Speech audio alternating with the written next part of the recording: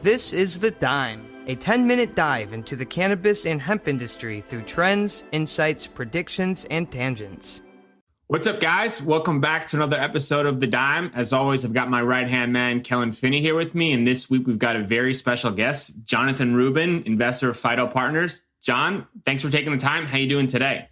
Hey, thanks, Brian. Thanks, Kellen, for having me. Everything is good in my neck of the woods. How are you guys doing? Doing well. It's a nice Friday here in April, and we're looking forward to chopping it up. How are you doing, Kellen?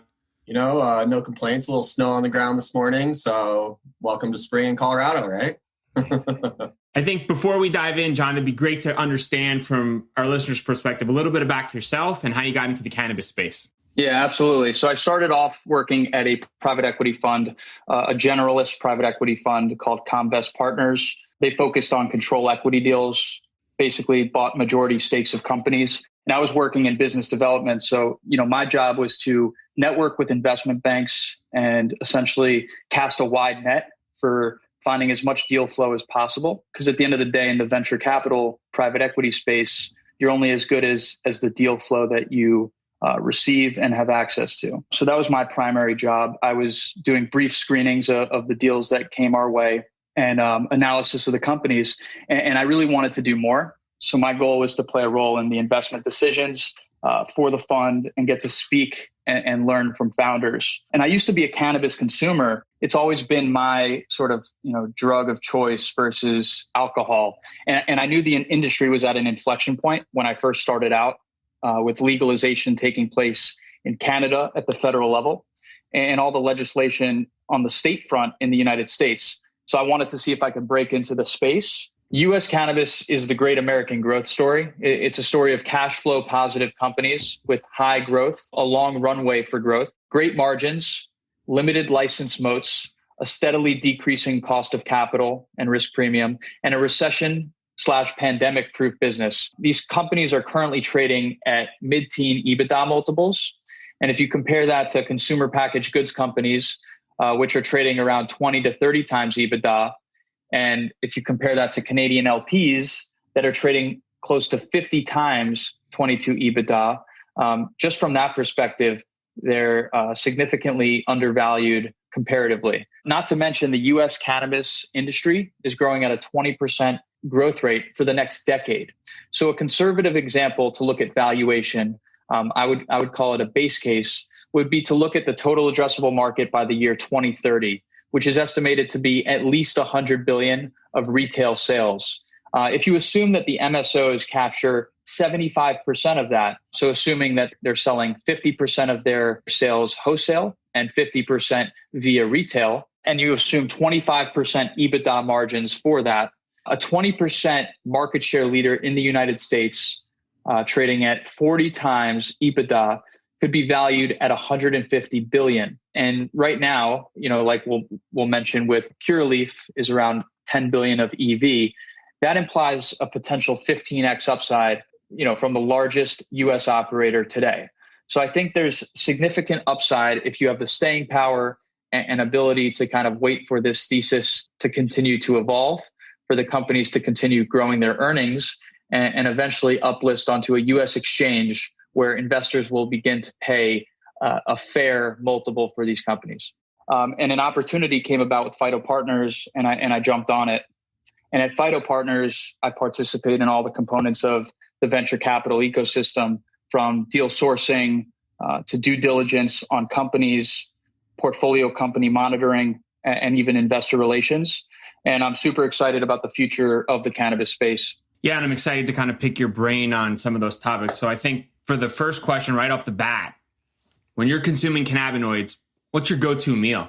Oh, that's a good one. Didn't get any prep for that question. No, I'm kidding. I tend to eat, pretty healthy diet. I actually lost 60 pounds a couple of years ago, so I still keep it pretty healthy. I'll stick to like fruit.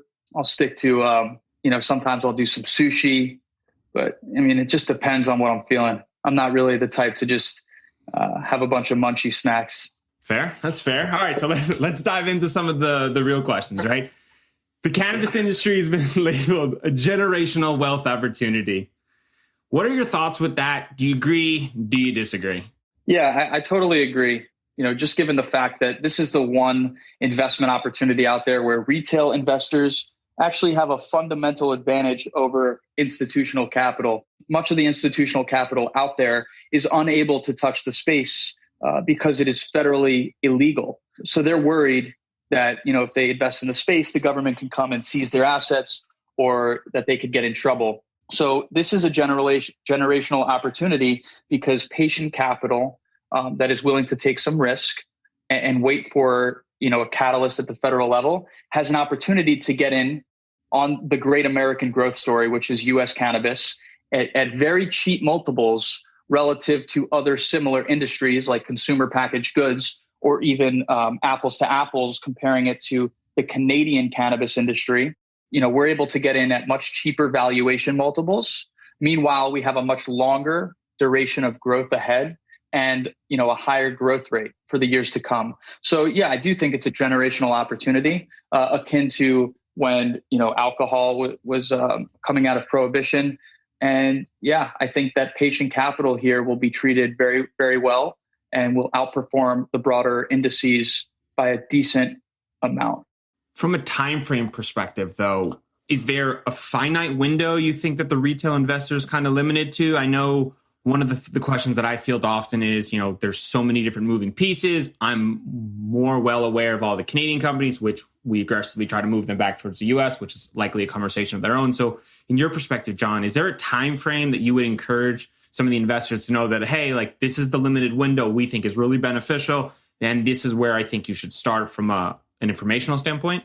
Yeah, I think, time is of the essence. The time is now. But as soon as there's a catalyst at the federal level, whether it be safe harbor language, which would essentially allow these institutions to invest without having to worry, or there's an uplisting event and it becomes federally legal, I think that's the minute that the arbitrage opportunity of the limited demand of institutional capital will go away and multiples will probably be bid up because you'll have a larger universe of investors that can actually come into the space. So I think that's, it's very simple. And sometimes, the best opportunities and, things in life are embedded in the simple. And it's as simple as that. As soon as there's a federal catalyst, I think the arbitrage opportunity, the generational opportunity will go away.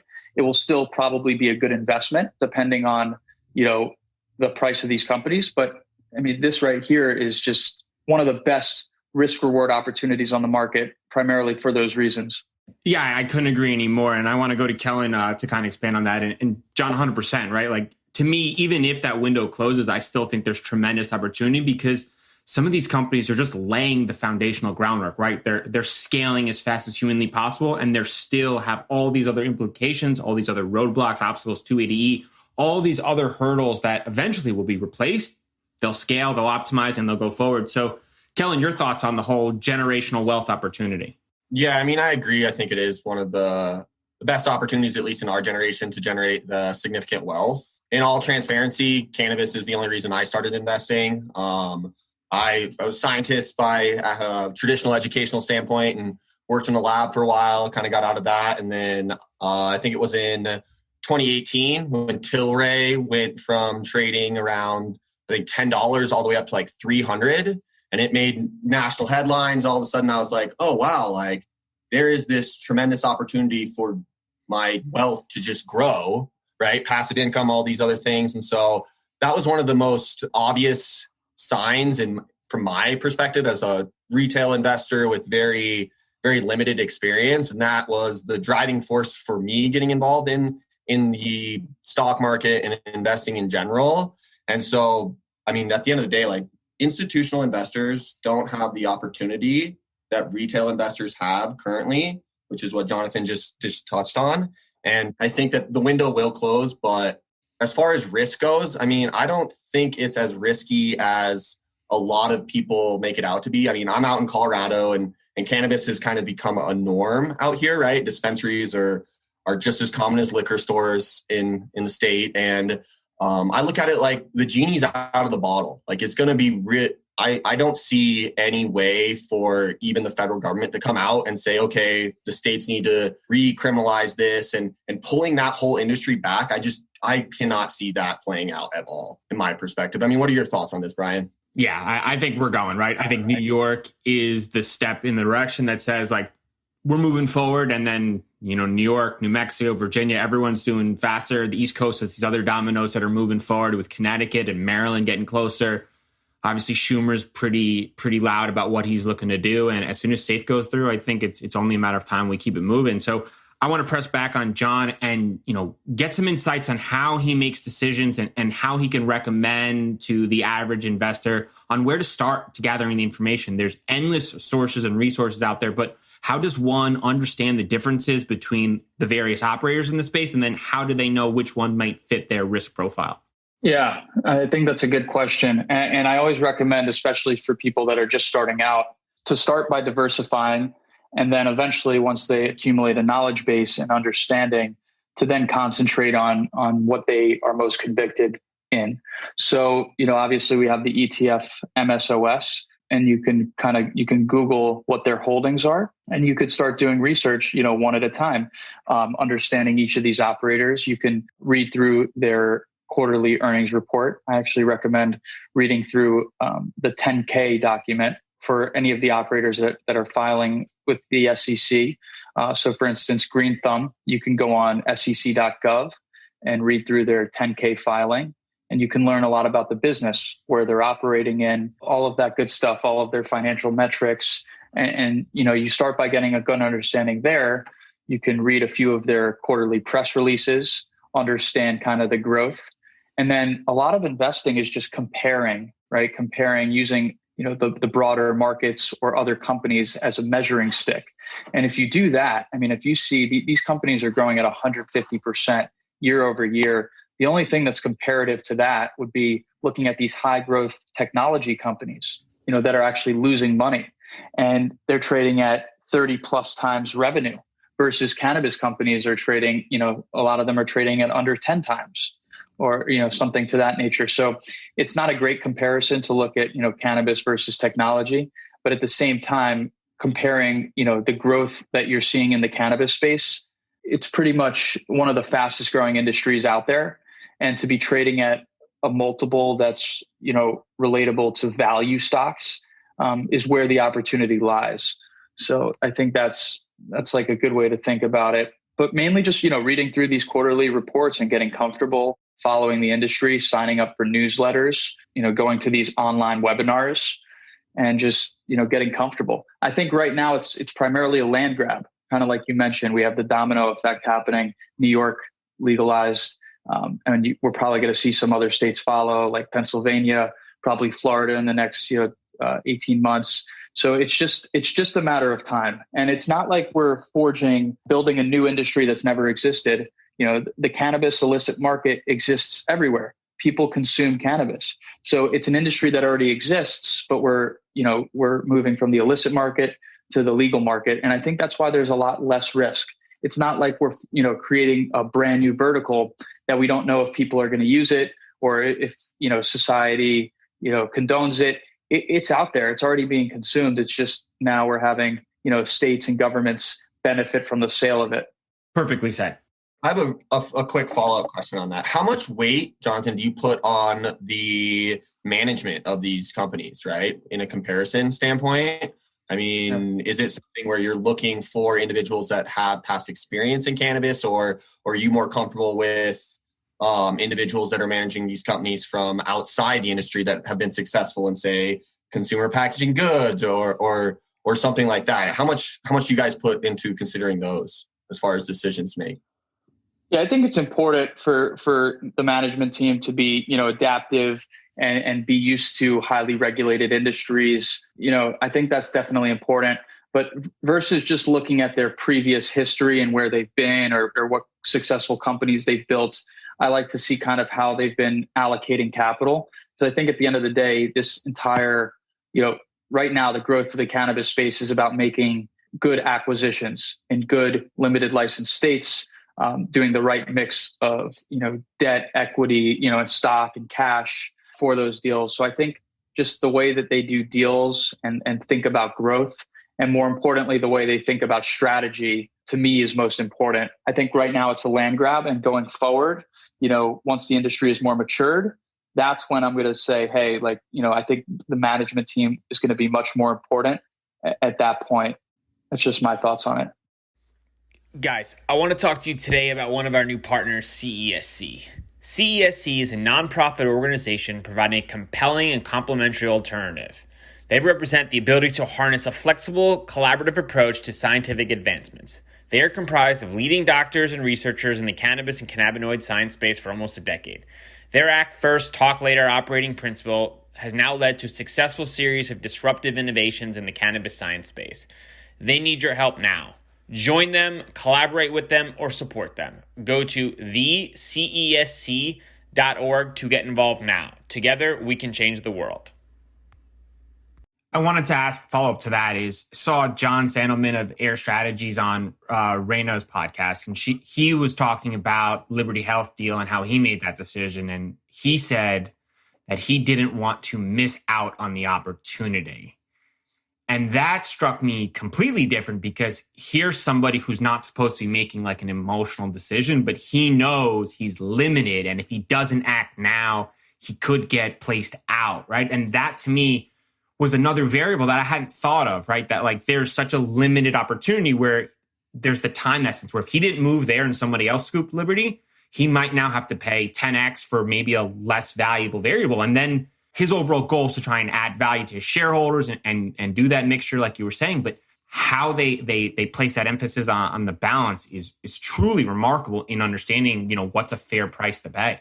Yeah, no, absolutely. As far as like kind of the deals that are happening with these larger MSOs scooping up, smaller ones, they're paying a lower multiple of EBITDA than their stock is trading for on the overall market. And hopefully, AYR is also able to make Liberty, more efficient, bring, their protocols and, playbook to them, help them be, organically grow. So I think that's super important too. It's like how they roll these companies up and, bring them into the organization and all of that. But that's really interesting. Yeah, it's got to be so complex to try to be like acquiring all these different operations and then roll them back into like your normal operations and then get them up to speed. And in the same breath, look for the next acquisition and the next step, because you always have to be two steps in front thinking like that, because these deals take time to put together. So let's take one more step forward on the MSO thesis side. From a standard side, I know like a lot of the focus has been on the US side, but when Curaleaf made their acquisition internationally, does that change your perspective on evaluating these companies that now they might need to be thinking more from a global scale? And how does that relate to the way you put together your thoughts? Yeah, I mean, I think it just adds to the future potential total addressable market for these companies. International opportunity is obviously huge, or will be huge. So I think in the thesis, it increases the potential TAM, which a lot of growth investors will eventually pay for. I think right now it will pay to be focused on the US, especially for all the other operators. I don't think there's a rush or anything like that to start acquiring assets in Europe, et cetera, until, the framework is more solidified there, until the demand starts to pick up there a little bit more. And there's certainly enough of demand in the US to start, to capture before they have to go and do that. But like you said, I mean, Europe alone has a population of like 700 million people, so like double the US, but the cannabis market there is still tiny. So it's almost like reminiscent of the US cannabis market, 10 years ago. So I think eventually we're going to start having those conversations. But for now, with New Jersey coming online, New York, all of these states, I think that it will pay to be focused on those states. Yeah, I'm Curaleaf's probably looking for that first mover advantage, trying to secure an asset they think is probably going to get scooped first. So let's talk about that first mover advantage. You're in Florida. Obviously, we know the big player in Florida, but what's their plans? I know they're dominating Florida. Are they going to continue to grow on the East Coast? Do you have any sort of thoughts on where you think Trulieve goes? Yeah, I think that they have an interesting strategy, the hub model, where they're not trying to necessarily have a presence in every state, but in the states that they are in, they want to go deep. And I think that strategy will probably, pay off in the long term if and when there's interstate commerce.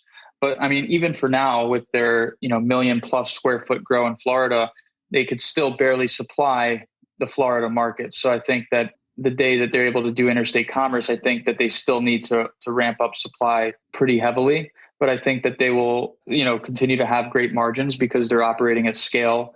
They don't have to, replicate facilities in 10, 20 different states because they're focused on going deep in the states that they're in. I think that they have an interesting strategy, and obviously their margin profile is the best of the best out of the MSOs currently. And I guess we're just going to have to see how it plays out. Kellen, I know you did some research on Florida. You want to add any areas there? The only thing I would add is I do think that that's probably the most well thought out plan as far as approaching cannabis from a national perspective.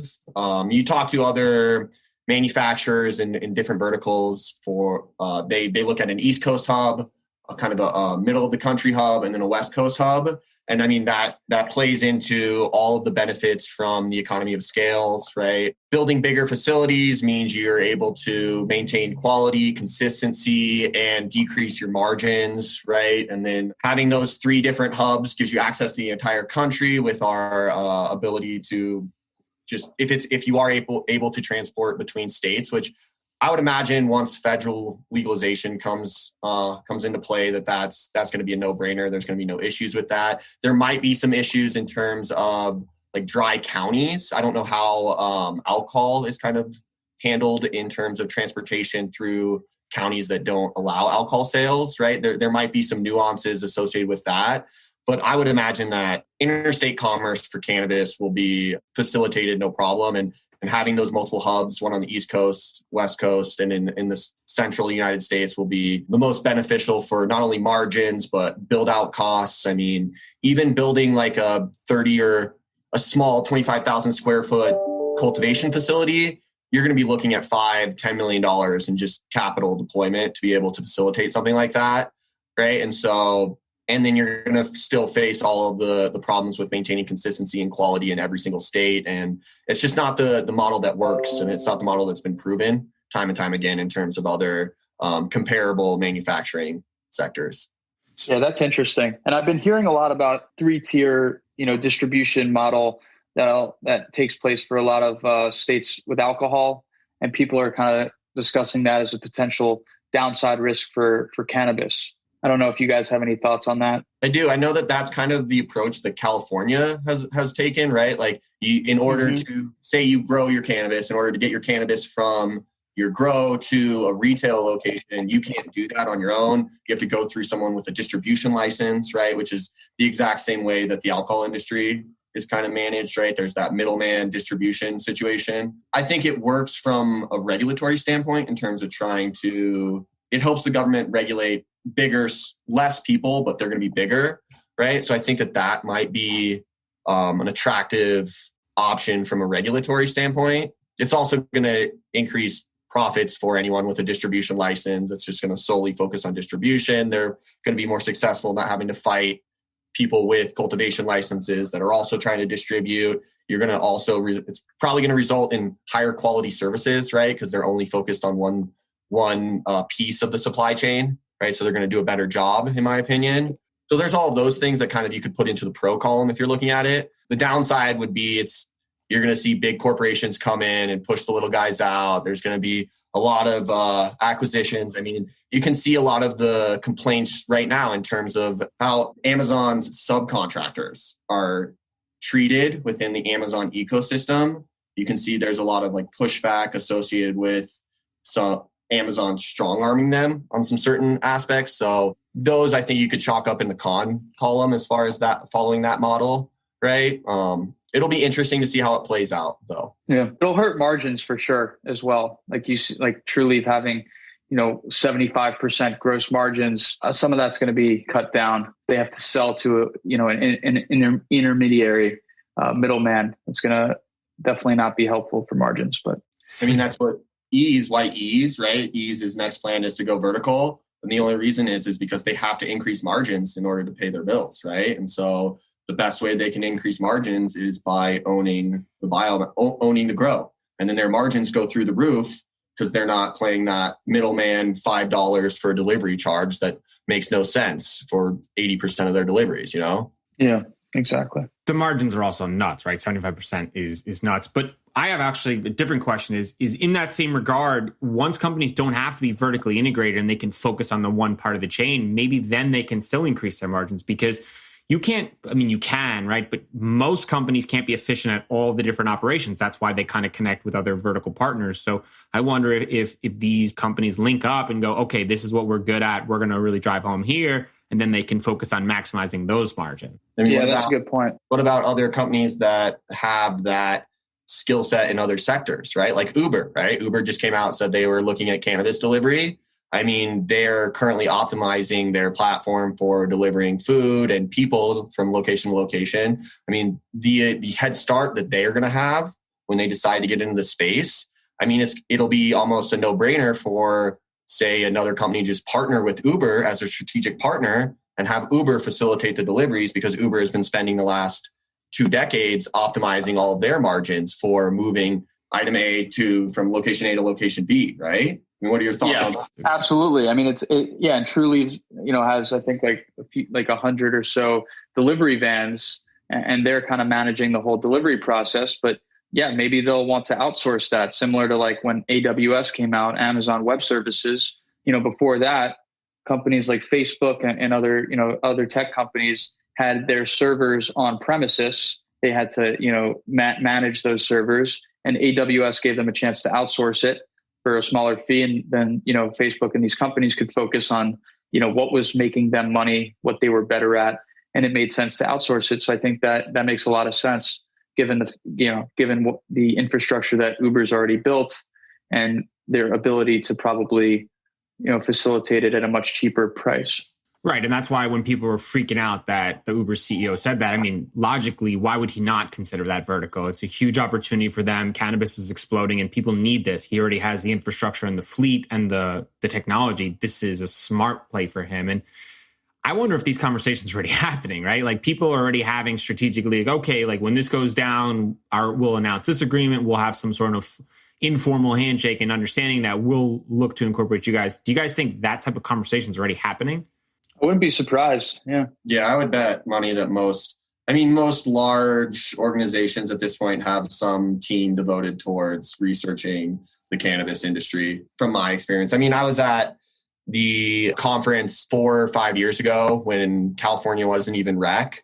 And I remember sitting down and I mean, the DEA and the FDA were already having special group meetings regarding how to legalize cannabis on a federal level. And so, I mean, if the government is having special group meetings 5 years ago, you would imagine that large corporations that are trying to generate revenue are also looking at this as a potential opportunity. I mean, perfect example, you could look at Johnson & Johnson, right? Johnson & Johnson has Avicanna. I'm not exactly sure how they're positioned from an ownership perspective within Avicanna, but Avicanna is following marching orders, if you will, from Johnson & Johnson in terms of how they are running their incubation hubs and those kind of aspects of getting involved in the industry. So before we move into the prediction and some of the other questions, John, I want to ask real quick about the venture space and how that kind of works, because unfortunately or fortunately, the cannabis industry always works a little differently. So from a VC space, how does that work in the cannabis industry? Yeah, so I mean, we started off on the ancillary side, so we weren't looking at plant touching companies. I only recently started learning and doing work on these multi-state operators. But how it works for us is we aggregate deal flow. We have articles that come out. We have portfolio companies, and the founders of those companies send us other interesting businesses that they work with. We work with other VC funds, and basically we source deal flow. Whatever is interesting to us, we start the due diligence process for. So we speak to the founders, we learn about the business, we look through their financials, we speak to their customers, we try to speak to their competition and learn about their competition. We get their data room access and just go through most of their contracts. We make sure that the management team checks out whether they have past experience running a successful business or another company that was, in a similar category. And, that's kind of the due diligence process. We do sparse checks in earlier stage companies. So, call it Series A and before that, so Series seed rounds. And we do more concentrated investments in later stage companies, especially at this point of the industry. as we continue to mature and develop. So when we first started in 2015, there were only a handful of companies that were doing over, call it, $1 million in revenue run rate. And today, kind of our criteria is, a company has to be doing at least 2.5 million in revenue run rate for us to really consider investing, just because the industry has matured and a lot of the ancillary verticals that make business for these operators much easier and more efficient. A lot of them have been established. So for instance, we invested into a company called LeafLink in, I want to say 2016. It was their Series Seed round at the time. And LeafLink is the largest B2B wholesale marketplace in the cannabis industry.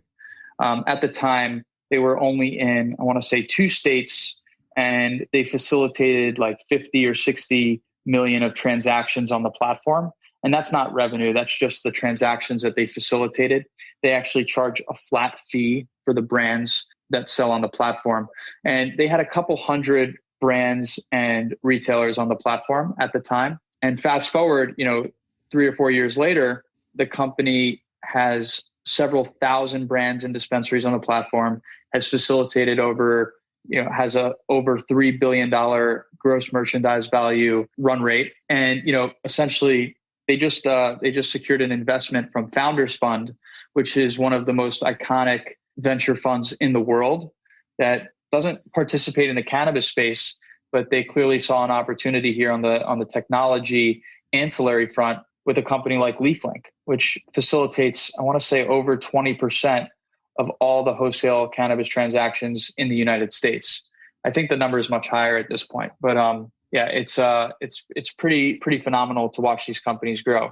But so we source deals, we do diligence, and another component of venture capital is raising money from outside investors. So we do that. We utilize different softwares and platforms such as PitchBook, Family and Friends, etc. So we target accredited investors and we raise capital from them, and then we open a fund to do so. And the way that you get paid on the venture capital side is typically 2 and 20, and what that means is we earn 2% of the assets that we raise, and we earn 20% of the carry, which is essentially the profit at the end of the day. So if we invest a total of, call it, just use simple math, $1 million, and at the end of 10 years, it turns into 10 million. We liquidate our companies that either went public or were acquired. For the 10 years, we earn 2% on that $1 million the entire time. So we're earning $20,000 per year. And then on the 9 million of profit at year 10, we earn 20% of that. So, so 1.8 million. That's kind of how the incentive structure works when you're managing a venture capital fund. So, the numbers can get pretty significant when you're investing larger amounts of money, when you have, a company that, 100Xs or something like that. So that's when it gets really interesting and a lot of fun. That's the basics on venture capital. And one thing I will add is, it's much different than investing in the stock market because you're investing in private companies. So you can't wake up tomorrow and say, hey, I want to sell my stake. You have to wait until the company's either acquired by another company, or you wait until the company goes public, in which you're issued, public shares where you can sell them on the open market. So typically the life cycle of a fund is around 10 years, and investors that invested into the fund get paid back first. And, we make the 20% carry on whatever the profits are. Sorry for the long-winded explanation. Let's talk about Anchor. If you haven't heard about Anchor, it's the easiest way to make a podcast. Let me explain. It's free. That's right. No more excuses. Get your lazy ass off the couch. Go start a podcast. There's the creation tool that allows you to record and edit your podcast right from your phone or computer. Once again, no more excuses. Anchor will distribute your podcast for you so it can be heard on Spotify, Apple Podcasts, and many more. Couldn't be easier. Even better, you can make money from your podcast with no minimum listenership. That's right. They're paying us for this ad. Thank you very much, Anchor. Download the free Anchor app or go to anchor.fm to get started now. No, I think it was really well said. I learned a ton there. I didn't understand the 2 and 20, so I appreciate you breaking that down. The biggest misconception since you started working in the cannabis space?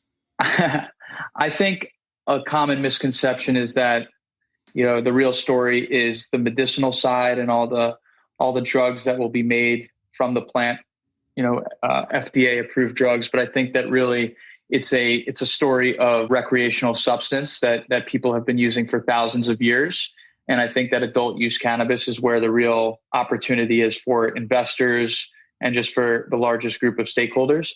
And I think that, a lot of people will use the plant for medicinal purposes, but it will be, they'll be purchasing it from a recreational dispensary. It's not going to necessarily, the large part of the market's not necessarily going to come from drugs that you need to be prescribed to. So I think that's one of them. And I'm having a hard time thinking of others. What do you think for you? What would you say is like a misconception? Maybe it'll spark some juices for me.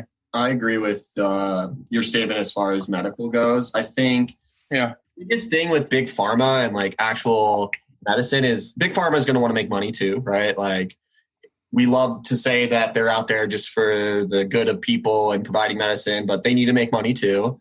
And the biggest obstacle why big pharma has never really approached THC as a medicinal compound is because you can't patent it, right? Like they can't patent it like they do all of their other drugs because you can't patent nature, right? And so from a medicinal standpoint, I could see a lot of cannabinoid derivatives come onto the marketplace as medicines, right? But traditional pharmaceutical standpoint in providing people with medicine, even like if you're looking at the derivative products from cannabis, like these oils and the concentrates, that is a cocktail of 400 different chemicals or even 10, right? Depending on like the terpenes and all these other things and how far down that purification chain they take it.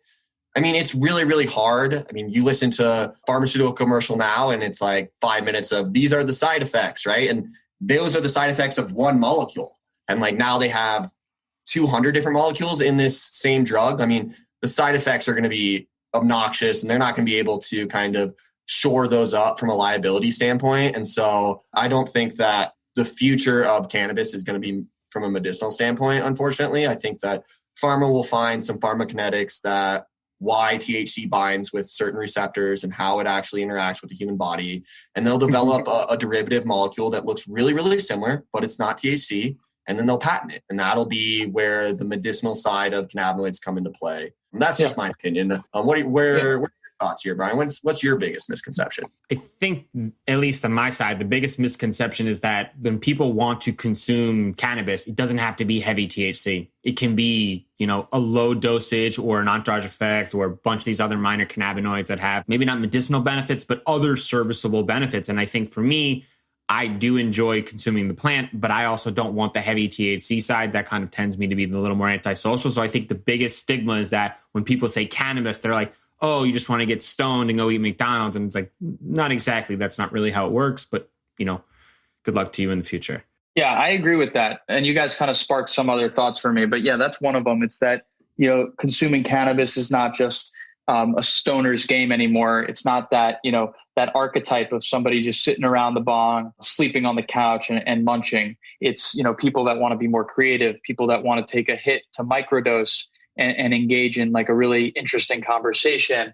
So I agree with you. I think that is a common misconception that will, slowly but surely go away as people explore, using smaller doses, like you mentioned. Another misconception from the investment side, I would say, is that, as soon as it goes legal, liquor companies and, Canadian cannabis companies are just going to buy out all these licenses, or they're just going to be able to start growing cannabis and kind of just bypass the fact that some of these states still will have, a limited license structure.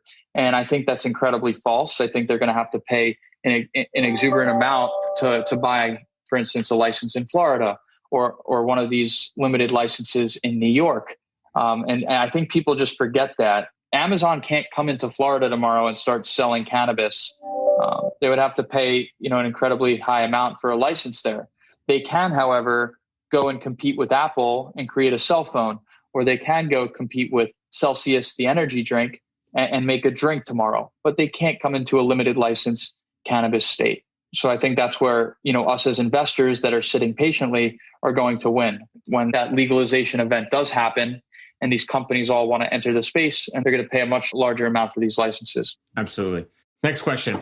The last time you consumed any cannabinoid? So I consume with friends on probably like a weekly basis. I only do it at night because, kind of like you mentioned earlier, it makes me a bit antisocial. I used to smoke a lot more, but I've kind of slowed down ever since I started getting a little bit more into like self-growth and meditation, but I still enjoy it. I think that there are tons of health benefits to doing it. Sometimes it puts me in a different state of mind, a different perspective. I have great thoughts when I'm on it versus when I was consuming it pretty much every day. I got comfortable with it and it didn't really take me into a different state of mind. So yeah, I want to say like a week and a half ago. It's fair. Right. I mean, everyone has those stories where they used to consume it every day and the couch was their best friend and wish Netflix was around back then. All right, let's do prediction time. 5 years from now, who do you think will be the biggest player in the space in regards to EV? And from that standpoint, give us 2 smaller companies or long shot horses that you think in the next 5 years will make a larger growth that people might be sleeping on right now from just an informational standpoint? I like that question. I think from an EV perspective, I think Trulieve has the best shot of winning that. But that's not to say that I think that their stock price will be the best performing stock. I think that they're going to have a ton of dilution. I think that the margin profile is not as good, but they're also, just the amount of shares that I envision them issuing to keep up with this growth. I do not think they'll be the best performing stock, but I do think that they will have the highest EV. I think probably the best performing stock over the next 5 years will be, I'm between Green Thumb and Cresco, just based on kind of the efficiency and really just the management team there. I'm very bullish on those two. As far as the little players, I don't focus on smaller players that much.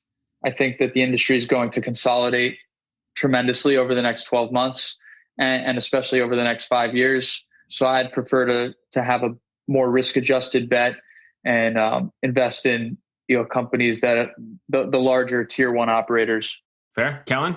I mean, I can't argue with Trulieve having the largest EV in 5 to 10 years for sure. I mean, some of the moves that they're making internationally, I think they're ahead of the game from that perspective. And I mean, they already have the largest EV currently, right? I think it's like 2 billion larger than the next competitor. Are they at 10 now? Mm-hmm.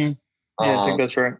So, I mean, they already have a substantial lead. So I think that for sure they'll be the biggest one. And then as far as the small player goes, I'm going to give Colorado some love. My Swayze, right?